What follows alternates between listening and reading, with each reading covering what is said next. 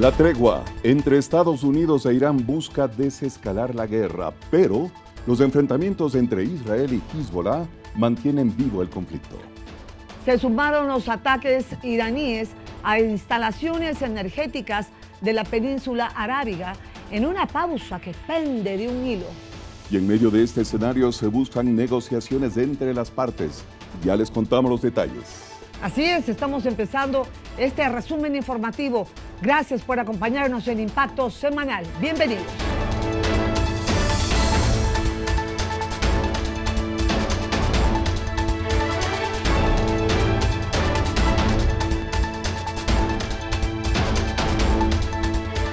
El gobierno ecuatoriano llamó a consultas a su embajador en Bogotá tras declaraciones del presidente colombiano, Gustavo Petro.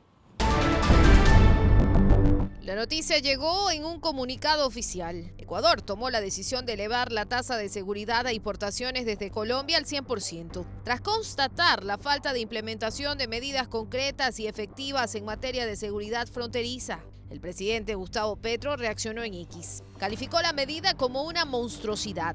Su homólogo Daniel Noboa le respondió. Dijo que no se puede llegar a acuerdos con quien no tiene el mismo compromiso para luchar contra el narcoterrorismo. Petro le contestó con un extenso tuit, en el que además de justificarse, le ordena a su embajadora en Quito volver de inmediato a Bogotá. Petro no tiene una política internacional clara, él tiene exabruptos. Un ejemplo fue los tweets que puso en contra de Trump, para después pedirle perdón a Trump y irlo a visitar a los Estados Unidos. Para Carlos Estarellas, ex subsecretario de Relaciones Exteriores, la culpa de haber llegado hasta este punto la tiene Petro. Él le da la importancia a su ideología sobre sus intereses nacionales, los intereses colombianos. Si revisamos la cronología de los hechos, todo empezó el 21 de enero, cuando el gobierno anunció la aplicación de la tasa de seguridad del 30%, por la falta de reciprocidad en la lucha contra el crimen organizado y el narcotráfico.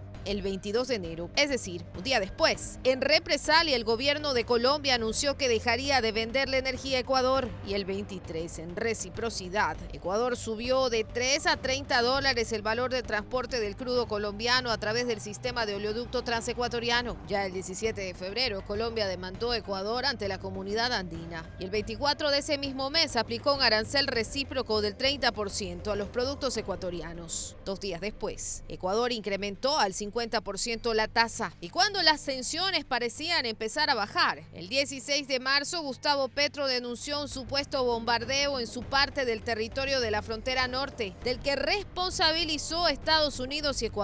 El 18, Ecuador aseguró que no existió ningún bombardeo, y el 20, Petro se retractó, luego de recibir un informe de su propio ejército que desmentía el suceso. Pese a este episodio, el 25 de marzo los vicecancilleres de Ecuador y Colombia participaron en una reunión telemática mediada por la CAN. Pero el 6 de abril, Gustavo Petro lanzó un tuit en el que llamó a Jorge Glass preso político. El 7, Daniel Noboa le respondió. Criticó que quiera vender un cuento para tapar actos de corrupción. Al día siguiente, el 8 de abril, la Cancillería de Ecuador le envió una nota diplomática de protesta a Colombia. Suspendió las mesas técnicas y llamó a su embajador a consulta. Y el 9, se incrementó la tasa al 100%. El consultor en política internacional, Omar Sempertegui, cree que las tensiones no bajarán sino hasta que en Colombia hay un cambio de gobierno. Podríamos ver que en ese cambio de gobierno las negociaciones vuelvan a la mesa y se apague todo este asunto, porque vamos a tener una política similar, tanto desde Colombia como desde Ecuador, como en algún momento recordemos una disputa, lo que pasó entre Uribe y Correa, hace casi 20 años. Uribe pedía a Ecuador en ese tiempo que se le ayude a acercar a estos grupos y que no los dejen cruzar la frontera. Ahora es Ecuador el que le pide eso a Colombia. Sin éxito. Un allanamiento al municipio de Guayaquil ejecutado por Fiscalía dejó escenas de tensión en los exteriores del Cabildo. Este lunes la atención se normalizó, pero las dudas sobre la legalidad de la administración municipal se mantienen.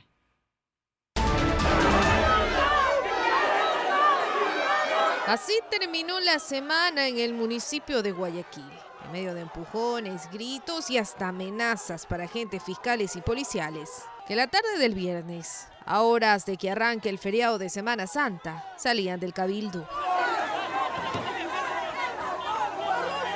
Minutos después, la Fiscalía General del Estado en redes sociales confirmó que se trataba de un allanamiento como parte de una investigación iniciada por el presunto delito de falsificación y uso de documento falso. Se recabaron indicios en varias direcciones municipales, entre ellas el despacho del alcalde, Talento Humano y la Secretaría Municipal.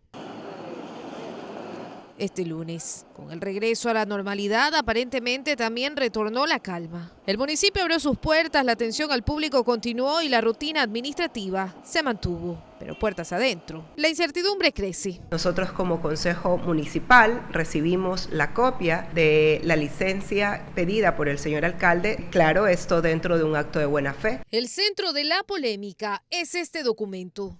El primer pedido de licencia presentado en febrero por el alcalde Aquiles Álvarez tras su detención. En él consta una firma física que ahora está bajo sospecha. Las pericias que se pueden realizar en un documento para verificar la falsificación de firmas se va a poder establecer si es que la firma fue falsificada por un tercero y determinar cuál es ese tercero que falsificó la firma. Pero el impacto podría ir mucho más allá. Advierte Emerson Calderón, experto en Derecho Penal y Administrativo. Afectaría evidentemente si la tramitación de contratos, de disposiciones en el orden del despacho de la alcaldesa, en función de que se origine por un acto supuestamente ilícito. Si se confirma la falsificación, la base legal de la subrogación en la alcaldía quedaría en suspenso y con ello las decisiones administrativas tomadas durante ese periodo.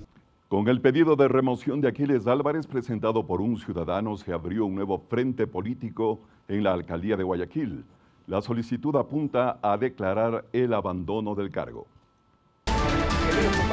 Un pedido de remoción contra el alcalde de Guayaquil, Aquiles Álvarez, vuelve a sacudir al Cabildo. El proceso se activó este miércoles con la solicitud presentada por un ciudadano que señala la ausencia injustificada del alcalde en sus funciones. Un escenario que, según la ley, configura el abandono del cargo. En el Consejo Cantonal están a la espera de conocer el escrito. Bueno, formalmente no tenemos conocimiento de que ha llegado esa denuncia al Consejo Cantonal. Esperamos que en esta sesión o en los próximos días. Mientras tanto, los señalamientos al ciudadano que presentó el pedido no faltan. Quiere plantear desde el Consejo Cantonal la remoción. Yo solamente quería invitarle a que no solamente venga a Guayaquil a causar desorden, lo invitamos a que conozca Guayaquil, a que conozca sus barrios. Es decir, el frente político se articula, mientras el frente técnico ya empezó a moverse, aunque el proceso puede tomar unos 20 días. 2 días para que se reúna la comisión de mesa, 5 días para que elaboren el informe, luego se llama a una sesión extraordinaria que se reúne alrededor de 2 días más y luego en una sola sesión resolverlo, ¿no? Pero el caso no queda ahí. La Contraloría respondió al pedido de revisión de la legalidad de la subrogación de la alcaldesa encargada, Tatiana Coronel, que hicieron las concejalas Ana Choe, Cintia García y Nelly Puyas. Y la respuesta no pasó desapercibida. No podemos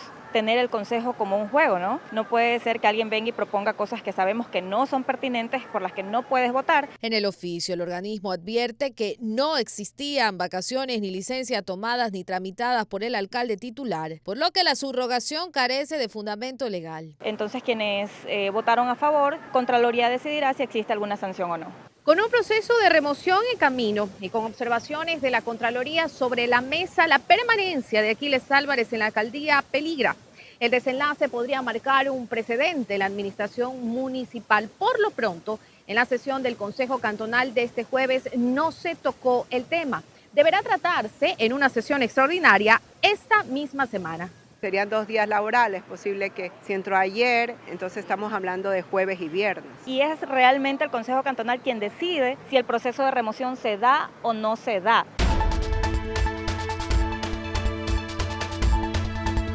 Atención amigos, Ecuador abriría la puerta a la presencia de tropas estadounidenses en el territorio. Así lo anunció el presidente Daniel Noboa en una entrevista con un medio internacional. Veamos. Fue durante el diálogo con un medio internacional especializado en política global que el mandatario Daniel Noboa habló de la cooperación internacional para enfrentar al narcotráfico. Dejó abierta la posibilidad de que efectivos militares de Estados Unidos lleguen a Ecuador. If there Si ellos están dispuestos a seguir el mando de las Fuerzas Armadas ecuatorianas, entonces no hay problema. Creo que puede suceder este año. Creo que sería importante. Recalca que no se trata de intervención, sino de cooperación. No es una invasión, no es un intruso entrando a nuestro país. De hecho, es colaboración internacional. Y en esa línea, la canciller Gabriela Sommerfield asegura que este trabajo conjunto no es nuevo. Es lo que se viene dando, cooperación internacional con Estados Unidos, con acciones conjuntas en diferentes áreas, no solamente en territorio, en el mar, sino también en inteligencia, en lavado de activos. Para Byron San Miguel, capitán de la Armada en servicio pasivo, consultor en seguridad nacional, este anuncio responde a una estrategia que ya venía en marcha. Lo que hay acá es seguridad cooperativa, la unión de países que luchan por una misma causa. Esto es el narcoterrorismo. Un modelo en el que insisten el gobierno y San Miguel. Ecuador mantiene el control de las operaciones. Son operaciones combinadas, seguridad cooperativa, es decir, siempre cuando entran a territorio nacional están liderados en este caso por la Armada del Ecuador y cuando entran a tierra por el Comando Conjunto de Fuerzas Armadas. Un ejemplo de esta cooperación son los recientes ejercicios militares en el mar. Lo cierto es que el posible arribo de tropas estadounidenses marcarían una nueva etapa en la cooperación en seguridad y en la lucha contra el narcotráfico y el crimen organizado transnacional. El presidente Daniel Noboa entregó bonos a las familias afectadas por el invierno en la provincia de Los Ríos. Hasta la parroquia Guare del Cantón Baba, al sur de la provincia de Los Ríos, llegó el presidente de la República, Daniel Noboa, para realizar la entrega de bonos a familias afectadas por el invierno. Solo en Baba se entregaron 2.819 bonos, cada uno de $283 aproximadamente, como apoyo a quienes perdieron todos sus enseres, cultivos y demás bienes durante la época de lluvias. Este dinero sirve para sus gastos más urgentes sin que tengan que endeudarse. Sufrieron una desgracia, el gobierno los apoya. Porque eso es lo que siempre estamos haciendo para ustedes. Responder, estar presente, velar por generar empleo e impulsar la producción, como ya lo hemos hecho con los cerca de $30 millones en créditos otorgados para impulsar sus negocios y la economía del cantón. Hemos entregado $2.2 millones en bonos para los productores afectados por la lluvia. Estábamos inspeccionando la vía Vincent-Macul-Palestina y el presidente cogió un helicóptero, vámonos a Guare, y aquí llegamos. 4.300 familias que recibieron sus cheques, ni se imaginaban que la ayuda del presidente Noboa iba a llegar directamente. Los beneficiarios destacaron el apoyo del presidente Noboa en estos momentos difíciles y agradecieron por este incentivo que representa un estímulo para salir adelante. Gracias a Dios, después de la voluntad de Él me siento bien, un poco aliviada, porque imagínense, al perderlo todo, un pedacito de arroz también que tenía, todo se inundó. Y gracias al señor presidente me siento contenta con este bono que hemos recibido, no solo yo, sino mis demás compañeros. ¿Este bono ayuda a qué? Correctísimo, a reparar el daño por lo mínimo en algo. Ayuda para seguir adelante en lo que más podemos hacer. Le agradecemos eternamente, por un gran paso para nosotros. Por su parte, la ministra de Inclusión Económica y Social aseguró que este bono llegará a todos quienes lo necesiten, puesto que el gobierno está preparado para afrontar las emergencias. Todas las personas que sean afectadas van a tener el bono. De eso pueden estar seguros. Desde enero hasta la fecha, en la provincia de Los Ríos, hemos entregado más de 4.310 bonos. Los beneficiarios de estos bonos son identificados a través del registro social y también con los informes de la evaluación inicial de necesidades levantados por los gobiernos municipales. En instantes, un operativo dejó 10 detenidos en 4 cantones de la provincia del Guayas. Y la audiencia evaluatoria y preparatoria de juicio por el asesinato de Fernando Villavicencio ya tiene fecha. Esto y mucho más aquí en Impacto Semanal.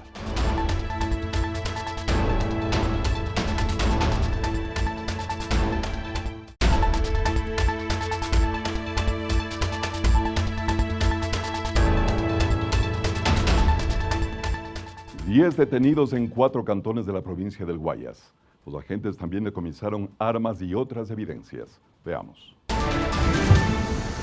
En respuesta a una serie de hechos violentos registrados en diferentes sectores de la provincia de Guayas, la policía ejecutó una serie de operativos para desarticular a las organizaciones delictivas involucradas en robos, asaltos, tenencia de armas de fuego, tráfico de drogas, pornografía infantil, entre otros delitos. Conjuntamente con los ejes de investigación e inteligencia, tenemos que se han dado golpes contundentes a estructuras criminales acá en la provincia.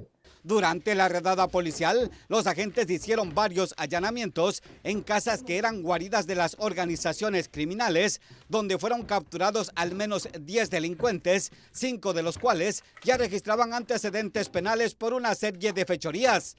Uno incluso tenía una boleta de captura vigente en su contra por asesinato. Presuntos implicados en diferentes tipos de delitos, tales como hurto, receptación, tenencia de armas de fuego, utilización de niñas y niños y adolescentes en pornografía infantil.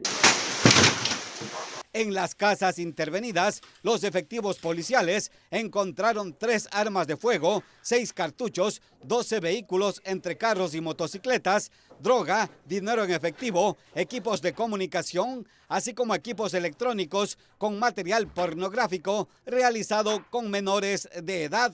Esto todo en el marco del trabajo policial contundente que se realiza acá en la subzona de Policía Guayas para garantizar la seguridad ciudadana y el orden público a todas las personas de bien. Los 10 delincuentes capturados por la policía de la subzona Guayas, con las evidencias decomisadas, quedaron a órdenes de las autoridades judiciales para ser procesados.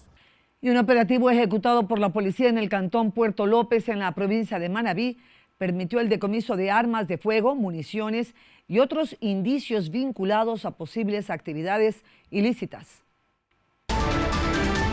Según información oficial, la intervención denominada Atlas 29 se desarrolló tras labores investigativas que permitieron ubicar el armamento en posesión del ahora detenido, quien presuntamente se encargaba de custodiarlo. 5 fusiles de fabricación internacional, una granada tipo limón, 7 alimentadoras para estos fusiles, un total de 708 cartuchos calibre 5.56 y 7.62, 6 radios portátiles punto a punto, una radio base, de igual manera un generador de luz y 9 motores fuera de borda, los cuales se encontraban reportados como robados en los distritos Pedernales y en el cantón Jama. El comandante de la subzona en Manabí indicó que el aprehendido registra antecedentes penales, por lo que no se descarta su vinculación con estructuras delictivas que operan en el sector. Asimismo, señaló que se investiga la posible participación de otras personas dentro de esta red. Los antecedentes personales que tiene el hoy aprehendido es por asociación ilícita.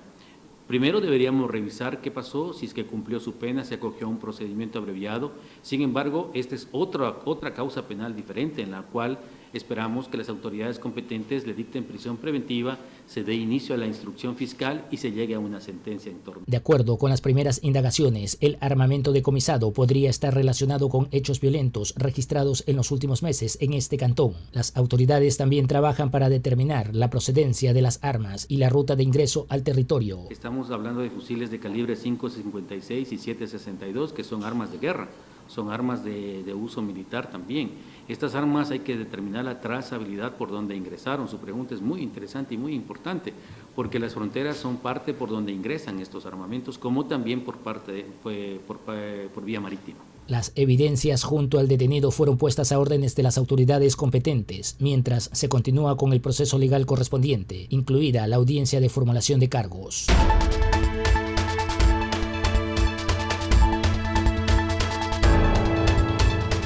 El exdirector de la Contraloría fue sentenciado a 1 año de prisión tras recibir una pena reducida por su participación en el desvanecimiento de una glosa de $111 millones durante la administración de Pablo Celi. Con la develación de información por parte de Luis Alfonso Miño Morales, exdirector de Responsabilidades, deja al descubierto cómo se habrían desvanecido millones de dólares en decisiones administrativas en glosas. Miño fue condenado a 12 meses de prisión por tráfico de influencias. La eliminación de una glosa de 111.9 millones de dólares, impuesta a una empresa de telecomunicaciones, era debido a una presunta responsabilidad civil contra el Estado ecuatoriano. La sentencia llega tras un procedimiento abreviado, pues Miño aceptó su responsabilidad, lo que redujo su pena, pero no el impacto del caso, pues además de la cárcel deberá pagar 55 millones de dólares como reparación integral, una cifra que supera ampliamente su patrimonio declarado ante las autoridades estatales. Según la Fiscalía General del Estado, la operación no fue aislada, pues Miño habría ejecutado la orden de desvanecer la glosa, bajo presión del entonces contralor subrogante Pablo Celi, que hoy también se encuentra procesado, no solamente en este proceso judicial, sino en otras causas. Hoy el exdirector de responsabilidades de la Contraloría General del Estado es colaborador con la justicia y se convierte en pieza clave para reconstruir cómo operaban los procesos dentro de la Contraloría bajo la veña de Pablo Celi y cómo se habrían generado el desvanecimiento no solamente de glosas en este caso, sino también en otros. Para el 5 de junio está prevista la audiencia evaluatoria y preparatoria de juicio por el asesinato de Fernando Villavicencio. El proceso judicial que busca identificar a los autores intelectuales del asesinato de Fernando Villavicencio entra en una fase decisiva, con el cierre de la instrucción fiscal y la solicitud de la Fiscalía para que se determine hora y fecha para la audiencia evaluatoria y preparatoria de juicio. Ya se confirmó cuándo se generará esta diligencia, pues fue fijada para el próximo 5 de junio a las 9 de la mañana en el Complejo Judicial Norte de la ciudad de Quito. Con las últimas revelaciones, los últimos audios que hemos escuchado, nos queda muy claro que vinculaciones faltan y también hay nuevos delitos que se desprenden.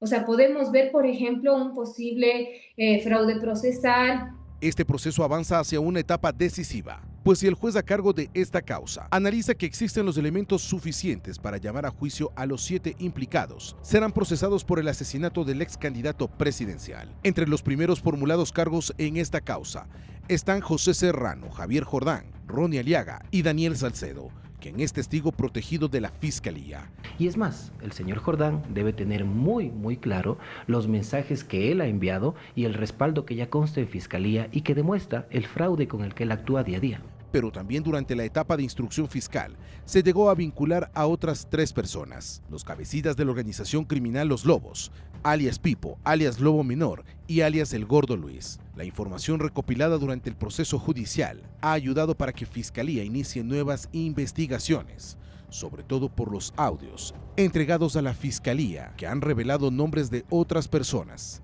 que pueden haber estado involucradas en este proceso judicial.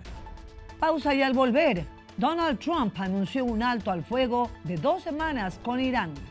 Pero el régimen iraní amenaza con romper la tregua si Israel continúa atacando en el Líbano. Esto y mucho más, amigos, en Impacto Semanal.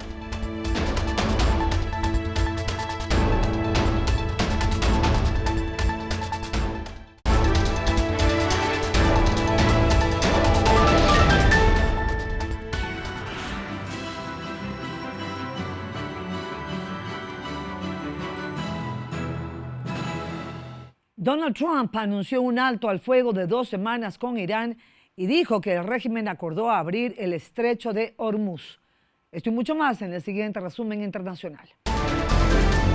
El primer ministro de Pakistán, Shehbaz Sharif, ha solicitado al presidente de Estados Unidos, Donald Trump, que aplace por 2 semanas el ultimátum impuesto a Irán para la reapertura del estrecho de Hormuz, una de las rutas marítimas más estratégicas del mundo, por donde transita cerca de 1/5 parte del petróleo global. A pocas horas de que expire el plazo, Sharif instó a ambas partes a acordar un alto el fuego que permita avanzar hacia una solución diplomática definitiva al conflicto, que ya ha elevado la tensión en toda la región del Golfo y amenaza con desestabilizar los mercados energéticos internacionales. Propuso que Teherán reabra temporalmente Hormuz durante ese periodo de tregua. We have a plan because of the power of our military. Horas antes, Trump advirtió en su red social que una civilización entera morirá esta noche, en referencia al vencimiento del ultimátum fijado para las 20 horas, hora de Washington, en medio de crecientes temores de una escalada militar directa. En respuesta, Irán amenazó con que si Estados Unidos ataca su infraestructura energética, provocará un apagón generalizado en la región. El presidente del Parlamento iraní, Mohammad Bagher Khalibaf, ha lanzado una advertencia definitiva al declarar que si Israel no detiene de inmediato su ofensiva contra Hezbollah, el régimen considerará roto el acuerdo y responderá con costes explícitos y ataques directos de gran escala. Para Teherán, el cese de hostilidades es indivisible y debe proteger a todo el eje de la resistencia, mientras que el gobierno de Donald Trump y el gabinete de Benjamín Netanyahu sostienen que el pacto es estrictamente bilateral entre Washington y Teherán, dejando a Hezbollah fuera del paraguas de protección diplomática. Esta brecha interpretativa se materializó ayer en la operación Oscuridad Eterna, el bombardeo más devastador ejecutado por Israel en lo que va de la guerra, que alcanzó el corazón de Beirut y otras zonas estratégicas de Líbano en apenas 10 minutos. El ataque dejó un saldo de al menos 182 muertos y más de 800 heridos, la cifra más alta de víctimas en un solo día desde que comenzó el conflicto a finales de febrero. Israel justifica esta escalada como una escaramuza aparte necesaria para desmantelar la infraestructura de misiles de Hezbollah. La represalia iraní ante estos ataques no se ha limitado, sino que ha impactado directamente en la logística global con un nuevo cierre selectivo del estrecho de Hormuz. Teherán ha vuelto a restringir el tránsito marítimo, dejando a más de 800 buques y petroleros varados en el Golfo Pérsico como medida de presión para forzar a Occidente a frenar a Israel, a pesar de que la Casa Blanca ha calificado este bloqueo de completamente inaceptable. Irán insiste en que no permitirá el flujo de crudo mientras sus aliados libaneses sigan bajo fuego.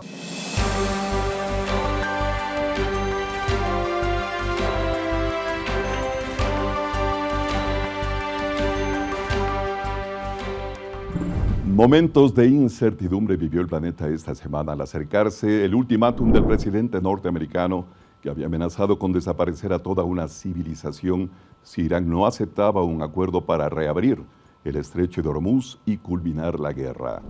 Faltando alrededor de una hora para la finalización del plazo, Estados Unidos anunció un alto al fuego temporal bilateral, que más tarde fue corroborado por el canciller de Irán. Durante 15 días habría negociaciones activas en las que Washington intenta detener una escalada que impacte la economía global y garantizar el flujo de petróleo a través del estrecho de Hormuz como un elemento clave.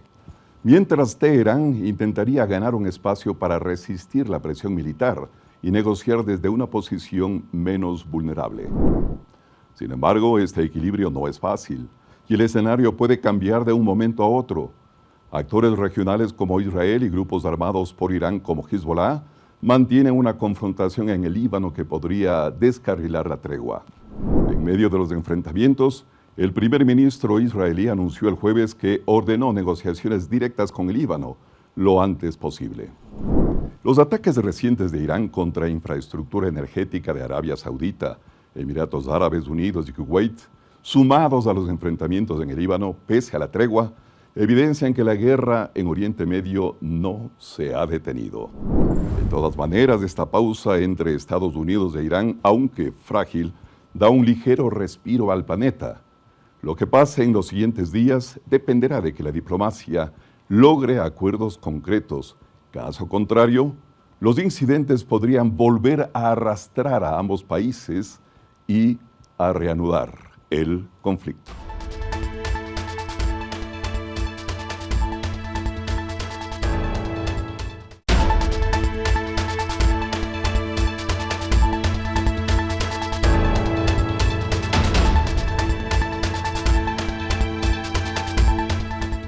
En un islote del río Napo, el ejército desmanteló estructuras de minería ilegal. Las pérdidas para estas redes criminales superarían el $500,000. La intervención se desarrolló en el sector de Sindhi Punino. Hasta ese punto de difícil acceso llegaron militares especializados en combate en selva para neutralizar una de las amenazas que el Estado ha declarado como prioritarias, la minería ilegal.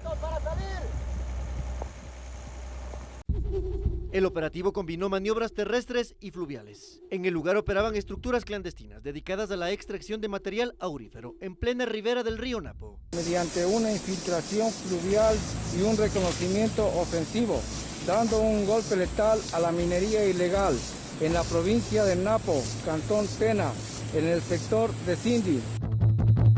El golpe fue directo a la logística ilegal. Los uniformados destruyeron 5 excavadoras, 5 clasificadoras tipo Z y 2 bombas de succión utilizadas para la explotación minera, afectando económicamente a estas estructuras por un valor superior a $530,000. En la selva ecuatoriana la batalla no es solo territorial, es también económica, y cada maquinaria destruida representa un golpe directo al corazón financiero de la minería ilegal.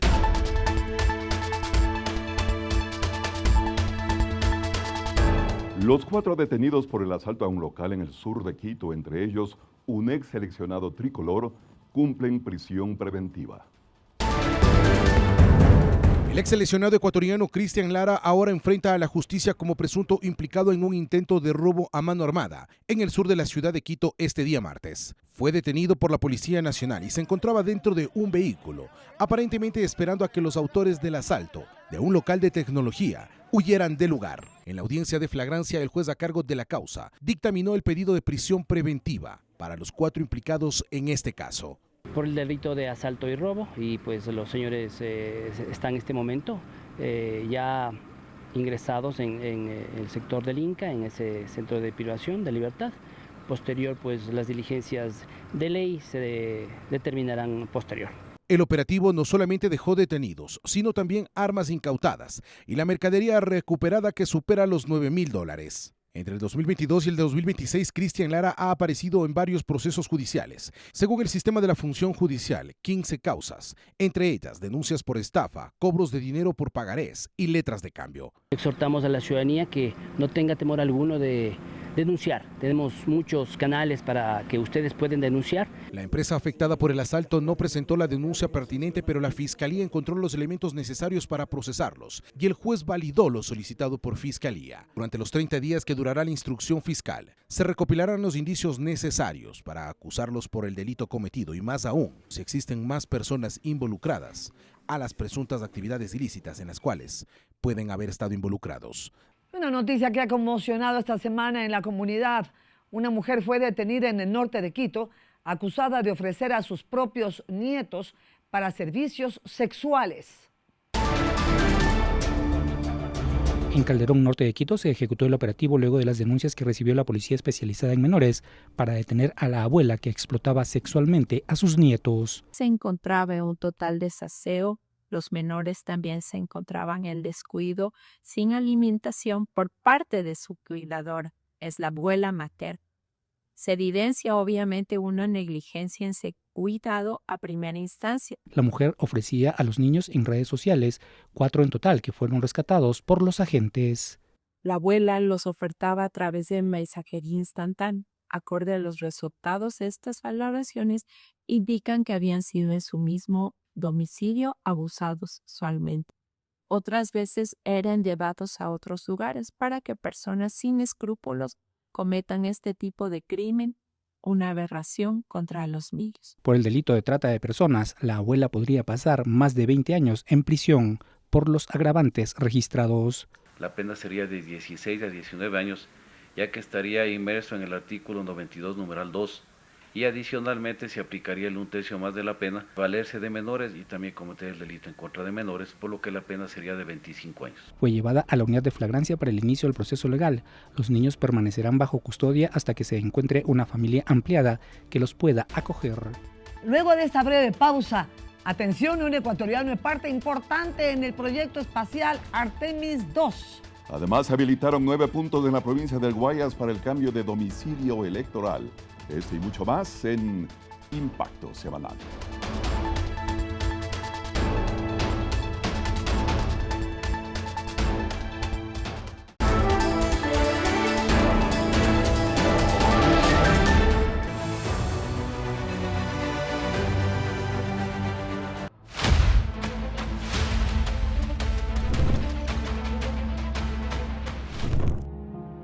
Ronnie llegó al mundo antes de tiempo, con apenas 27 semanas. Su llanto era débil, pero suficiente para encender una esperanza inmensa en el corazón de sus padres, dos jóvenes que claman por ayuda. Y es que Ronnie desarrolló una hidrocefalia, condición que amenaza su vida y que hoy exige una válvula urgente para aliviar la presión en su cabecita. El bebé estaba ya con parto normal, pero no estaba en posición de salida. Entonces me hicieron un parto de emergencia y el bebé nació y él ya no tenía latidos. El doctor lo que me dijo que fueron 10 minutos que estuvo reanimándolo. Y debido a todas esas complicaciones, su cabecita se le llenó de oxígeno, no le llegó oxígeno a su cabecita y se le desarrolló una hidrocefalia. Él ahorita necesita una cirugía de emergencia porque su cabecita está comenzando a crecer. Como si no fuera suficiente, Ronnie también lucha por no perder la luz de sus ojos. Requiere una cirugía láser urgente para evitar el desprendimiento total de su retina. A los 10 días de nacido, él tuvo que ser intervenido porque le colocaron unas inyecciones en los ojos para detenerle la retinopatía, el desprendimiento. Pero actualmente hemos estado en seguimiento y ya la tiene casi desprendida. Esta operación está valorada en $4,000 porque una es con láser y la otra es con inyección, son dos procedimientos distintos que necesita él. Y mientras pelea por ver el mundo, su pequeño cuerpo enfrenta más dolor. Su intestino se perforó, obligándolo a vivir con una colostomía. Cuando él comenzó a comer, como era muy pequeño, sus intestinos se le perforaron. Y a raíz de eso se le hizo una colostomía. Él hace sus heces por un lado de su barriga. Los medicamentos que intentan salvarlo también dejan huellas. Su hígado fue gravemente afectado. Hoy su única esperanza es un trasplante de hígado. Él se le desarrolló una atresia de vías biliares y tiene el hígado cirrótico, que estamos en un proceso de trasplante de hígado. Yo doy positivo para donante para darle el trasplante a mi hijo. Nunca me imaginé que mi hijo vaya a necesitar un trasplante, pero igualmente si es de darle mi vida yo se lo doy. Quiero pedir que nos ayuden, más que sea con granitos de arena, ¿no? De poco en poco se va llegando a la meta. Nosotros hemos estado haciendo rifas porque es una operación muy costosa. Si usted desea contribuir en este caso, puede hacerlo a la cuenta de ahorros del Banco del Pichincha, número 2209 38 49 31.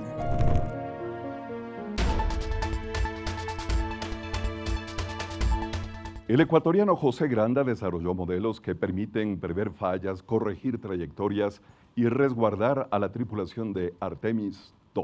Veamos. La historia de la humanidad se escribe ahora desde la oscuridad absoluta. La Tierra se va quedando atrás, se hace más pequeña, suspendida en el universo. La nave Orión avanza hacia la Luna y en ese trayecto viaja también el trabajo de un ecuatoriano.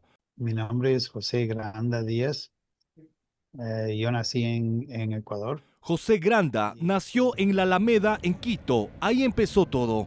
Sin cohetes, sin simuladores, solo con la frase que le repetía a su padre: ama el estudio. Ese fue el impulso, ese fue el despegue que le hizo aterrizar en la NASA. Pues la NASA se interesó en hacer modelos matemáticos de situaciones que pueden pasar en el espacio y ese ha sido el campo de investigación por muchos años para mí.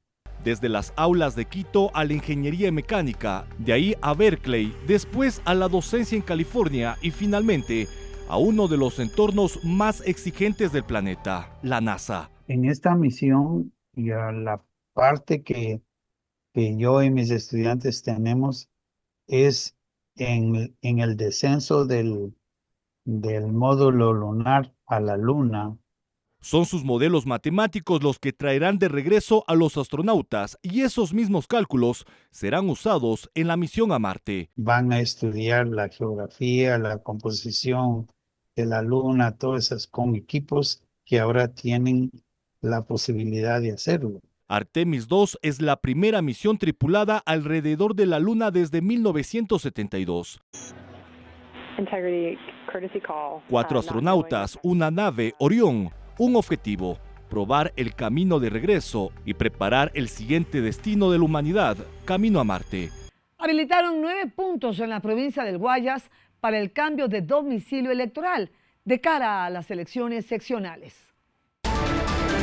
Y así van llegando los usuarios a cambiar sus domicilios previo a las elecciones seccionales. Al momento se han desplegado brigadas de domicilio electoral en distintos sectores de la provincia. Esta campaña tiene como objetivo facilitar el acceso de los ciudadanos a este servicio. Tenemos algunos puntos activos. Hoy iniciamos ya estas brigadas.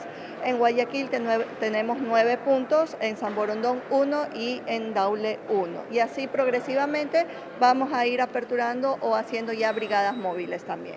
El 80% de las personas que realizan este cambio de domicilio lo hacen a través de la página web del Consejo Nacional Electoral, mientras que un 20% lo realizan en puntos fijos, como en la Delegación Provincial del Guayas. Es más factible que se cambie más cerca, pues, ¿no? Que lo hagan con tiempo sobre todo. Con tiempo sobre todo, que no esperen a última hora para hacerlo. Prefirió venir presencial. Exactamente, sí, porque ya se me hace muy lejos. Yo estaba ya más en la Febres Cordero, fue porque tenía a mi madre, pero ya mi madre falleció el año pasado, ya como que no tengo que ir por allá. Pero ¿cuáles son estos puntos? En el Cantón Daule, en el Instituto Argos La Joya, en Guayaquil, en el Consejo de la Judicatura 9 de Octubre, Universidad de las Artes, CENEL Garzota, Consejo Judicatura Complejo Judicial Florida, Delegación Provincial del Guayas, Universidad Estatal de Guayaquil, Instituto Argos Sur, en la Casa Comunal y en San Borondón, Amagua. Lo único que necesita para hacer este cambio es llevar su cédula de identidad y no adeudar. Pues vine a pagar la multa para cambiar el domicilio. ¿Cuánto pagó la multa? Recién. 86. ¿Usted no sufragó en las anteriores elecciones? No. Y para cambiar de domicilio tenía que pagar la multa. Sí. Es importante que el ciudadano no tenga multas por no haber sufragado en un proceso electoral anteriormente o no haber conformado como miembro de la Junta Receptora del Voto o no haberse capacitado. El Consejo Nacional Electoral invita a la ciudadanía a acercarse a estas brigadas y realizar su trámite dentro de los plazos establecidos. Muy bien, el tiempo se acorta, así que claro, la recomendación está hecha para que cambie su domicilio realmente a tiempo. Las elecciones son en noviembre. Les esperamos, amigos, todos los sábados a las 20 horas y los domingos a las 6 horas, aquí en Impacto Semanal. Buena suerte, amigos.